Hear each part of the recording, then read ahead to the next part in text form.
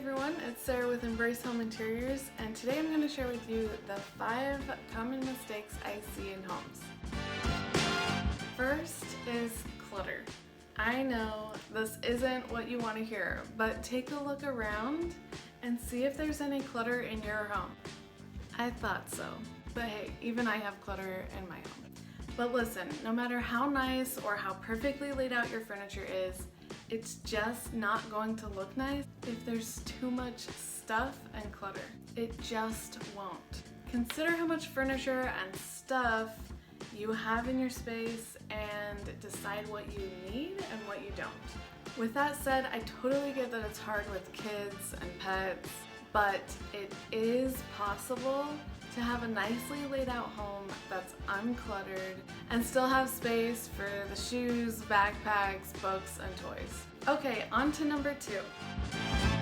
Unbalanced layout. This has nothing to do with symmetrical versus asymmetrical design. I'm talking about the balance of a room. There are so many furniture layouts that feel really heavy in a certain area and then lighter in another. Maybe it's not even that noticeable to you, but there are some rooms that just don't feel right, and it really may just be a bit out of balance. I actually have a whole other video showing you how I draw out and balance each space for you to check out. But just check out your space and see if your furniture is well balanced. If not, balance it. Number 3, area rug sizes. This is a super common mistake in homes. I get that the bigger you go with an area rug, the price starts going sky high.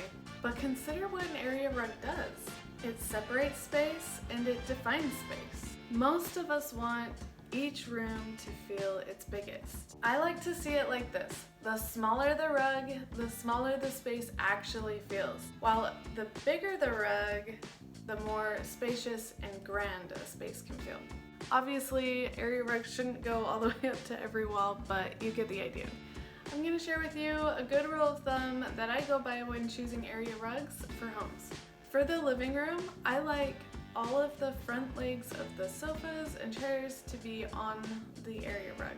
A personal preference I have is that the legs are at least 6 inches onto the rug, but just make sure that the front legs can nicely fit comfortably on the rug. Okay, the dining room. For an area rug under a dining table, just make sure that it's large enough to where when the chairs are pulled out and being used, all 4 chairs are still on the rug. Alright, for bedrooms. If I am putting the rug under the bed, then I prefer to have about 3 feet of rug around the perimeter of the bed so that you can get out of bed, even take a step, and still be on the rug. If I'm bringing the rug up to the edge of the bed, then I like to have it close enough to where if I'm sitting on the edge of the bed, my feet can rest on the rug. If you don't care to have it that close, then just balance it out with the perimeter of the furniture. That's actually the same process I use with a lot of other spaces. Is I'll just balance it out with the perimeter of the furniture or room, but still keeping in mind to make sure the rug is not too small or too big. Honestly, most of the mistakes made with area rugs is going too small. Number 4. Having the wrong scale of furniture. This is a big deal and can make all the difference in a space. If you have a smaller sized room, go ahead and go with smaller sized furniture. If you have a larger room, you can get away with larger furniture. Basically, you just don't want your furniture to look squished into your room, while on the flip side, having this big grand room with small scale furniture. Again, we usually want our spaces to feel as big as possible. Sometimes our furniture is just too bulky. You can still buy a comfortable sofa or even sectional that looks a little more slim or conservative than others. Also, mixing in different sizes of things and different heights of things can add a really nice flow to your space.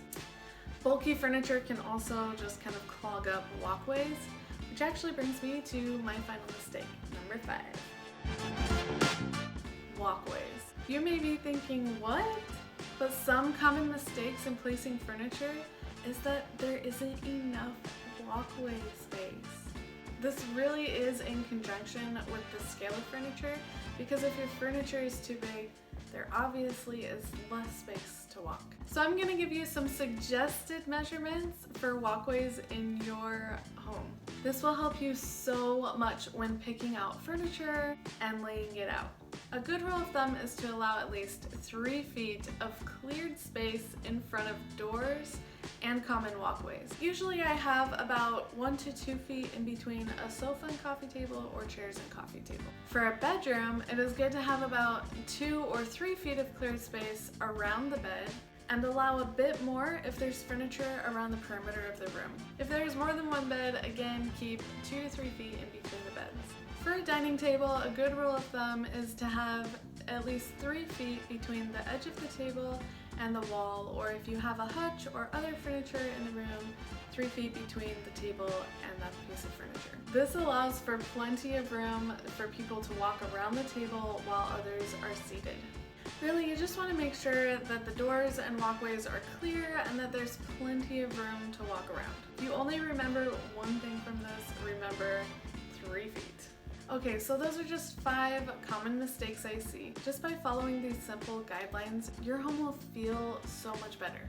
You don't have to have super fancy or trendy pieces of furniture for your home to feel organized and well balanced. If you enjoyed this video, please like and subscribe for more. Thanks for watching, and remember, I'm rooting for you.